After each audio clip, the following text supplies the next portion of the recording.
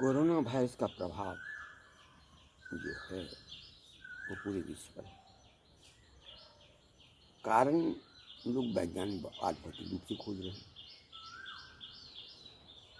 लेकिन मैं बार बार कह रहा हूँ कि इससे दैविक और आध्यात्मिक चेतना नहीं लाई गई, प्रकृति के प्रति प्रेम नहीं किया गया, इन लोगों की सोच जो है जो बर्बाद कर रही है वो बनी नहीं, तो स्थिति और विकट होगी।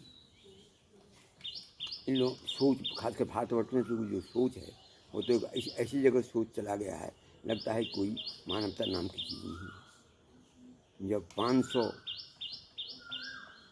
संक्रमित थे और मुश्किल से 10 कैजुअल्टी हुआ था, उस समय तो 24 तारीख को 4 घंटा के अंदर जिस हिसाब से लॉकडाउन कर दिया गया, उसी अफरा तफरी मची और सब देखिए अब प्रतिदिन 70-72 कैजुअल्टी हो रही है और 2000 के ऊपर संक्रमित हो रहे हैं। उस समय में जो स्थिति बनी हुई है वो और विकट हो गई।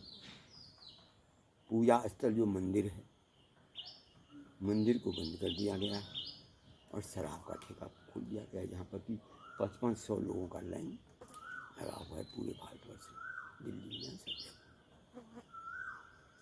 और सरकार को राजस्व चाहिए।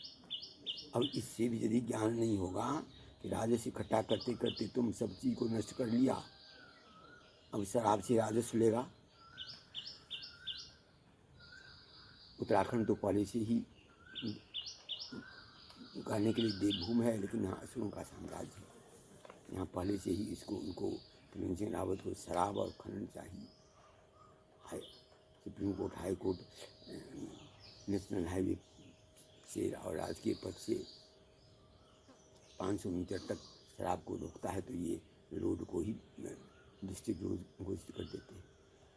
तो इस तरह की जो अराजकता फैलेगी तो यह प्रकोप होगा, और यह प्रकोप जब होगा तो पूरे मानव को चेतना देगा। मैं अभी भी बार बार कह रहा हूँ, लोग चेतें। यदि आध्यात्मिक और आध्यात्मिक रूप में लोग नहीं प्रवेश करेंगे, अभी सब देख ही रहे हैं कि रामायण सीरीज की कितनी पूछ हो गई है, हनुमान चालीसा को गूगल पर कितना खोजा जा रहा है। लोगों का दिमाग जब इधर जा रहा था, धर्म और अध्यात्म की ओर प्रीत हो रहा था, उस समय में शराब को खोल देना क्या मतलब?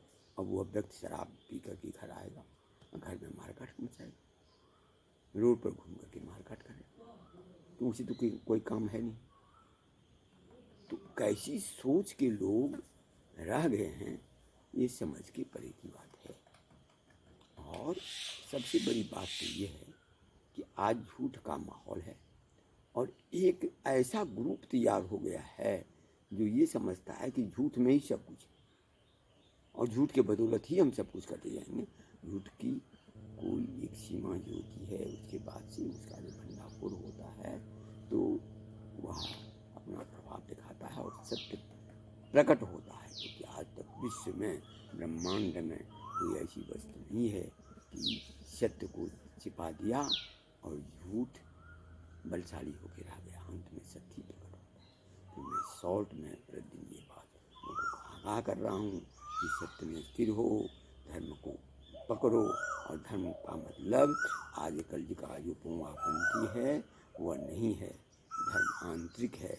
बाहरी उपासना को भी शुद्ध बनाओ, बाहरी उपासना में भी आडंबर को हटाओ। अन्य आश्रमों में और इनमें जो एक आडंबर छा गया है, उस आश्रम आडंबर को हटाओ। लोग कुंभ की तैयारी कर रहे हैं, अगले साल कुंभ होगा कि नहीं होगा इस पर विचार नहीं किया जा रहा है। कुंभ की तैयारी क्योंकि पीछे की बंदर पाठ, ये तथाकथित साधु सब जो अखर में ये अरे थे कि हमको काम का काम बहुत धीरे धीरे चल रहा है, इस नाम पर जो ब्लैकमेलिंग करते थे वो आज कहाँ है? उनकी पहुंच इतनी क्यों नहीं है? जब साधु हैं तो इतनी पहुंच क्यों नहीं है कि पहले से समझ जाते कि ईथन की बातें हो रही है?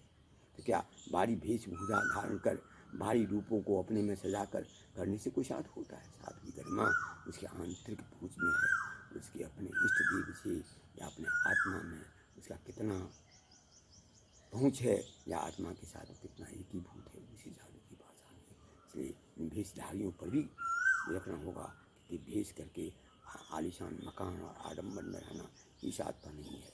इन सबको देखते हुए सत्य की